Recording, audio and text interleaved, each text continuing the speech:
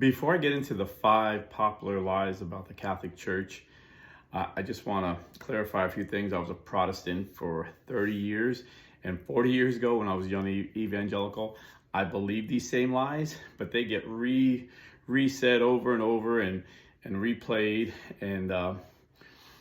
but they're still in some form or another the same lies that I believe. So I'm going to explain them. But honestly, on my YouTube channel, I like to elevate the conversation to more intelligent, actual, real disagreements.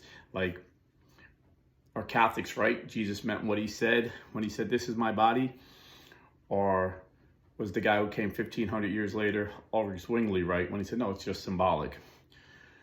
Are Catholics right when we believe the Bible, 1 Peter 3:21, that baptism now saves you? Or are Catholic YouTube pastors like Johnny Chang right that say, "Oh, baptism really doesn't matter"? So these are the conversations we should be having, honest conversations about honest disagreements. But before we can get there, we have to dispel these myths. So number one, the Catholic Church is the whore of Babylon. They get this from the book of Revelations, where it says the whore of Babylon sits on 7 mountains. So Rome has 7 mountains. Therefore, these anti-Catholics say the Catholic Church is in Rome, so it must be the whore of Babylon. But that same chapter says the whore of Babylon sits on many seas.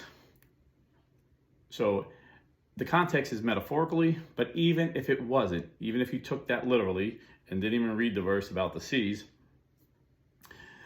the Vatican is not in Rome. It's in Vatican City, and there's only one mountain. Actually, it's a hill, Vatican Hill. Number 2, the Pope is the Antichrist. 1 John 4:3 says the Antichrist will not confess Jesus Christ as Lord.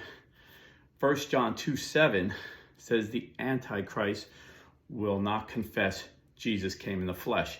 Every pope, all 267 of them, are on record confessing that Jesus Christ came in the flesh and Jesus Christ is Lord. In fact, the first 30 popes were killed. They were martyred because they would not deny Jesus came in the flesh. They would not deny Jesus was the Christ. Lie number 3, Constantine started the Catholic Church. Well, the first 30 popes were killed because they came before Constantine, because there was a Catholic Church with popes before Constantine. This is like just basic history. You can read it. But in 313 AD, Constantine legalized Christianity. He didn't start it. He didn't make it the official religion. And there was only one church. That's why they say he started the Catholic Church. There was only one church for 1,000 years, the Catholic Church. So he legalized the Catholic Church. He legalized the only Christian church. He legalized Christianity at the Edict of Milan. It was called the Edict of Milan. He wrote, "It's no longer are we throwing the Christians to the lions. We're going to legalize it." And in fact, like 12 years later, Constantine, professing to be a Christian, was actually siding with a heretic priest named Arian. And Arian was teaching that Christ wasn't consubstantial to the Father, that he was created, that he wasn't equal to God the Father, kind of what the Mormons and the Jehovah's Witnesses teach today. And there was a big argument in the church. So Constantine, being the emperor, was like, "Whoa, there's too much conflict in my kingdom. You guys need to have a council." So the Pope called a council together. It's called the Council of Nicaea. And the Catholic Church decided that yes, Jesus is consubstantial to the Father. He is equal to the Father. He is God.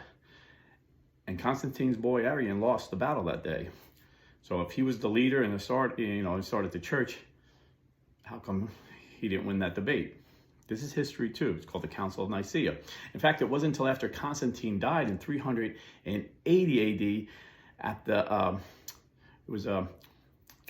Emperor Theodosius signed the Edict of Thessalonica, 380 AD, like almost 50 years after Constantine died, where he made Christianity, and again, there was only one Christian church, the Catholic Church, so he made Christianity official religion of Rome, because back then they didn't separate church and state in most places, in all places. Okay, so that's 3. Number 4, the Catholic Church worships idols. I used to say this myself. And the latest thing was, Pope Francis worshiped the Pachamama. So this This lie came from a YouTuber named Taylor Marshall, and he played a video, but he muted it, where this Amazonian tribe, who were Catholic, presented a statue of a woman to Pope Francis. But if you didn't mute it, you would hear her say, "Our Lady of the Amazon." She was saying, "This is Mary. We carved the statue of Mary to represent our people, Our Lady of the Amazon." So even though Taylor Marshall muted that, religious scholars quickly debunked his lie, because they said in the part of the Amazon, the part of the world these indigenous people came from, they never even heard of Pachamama. That was from a whole different area in South America. And so religious scholars debunked this.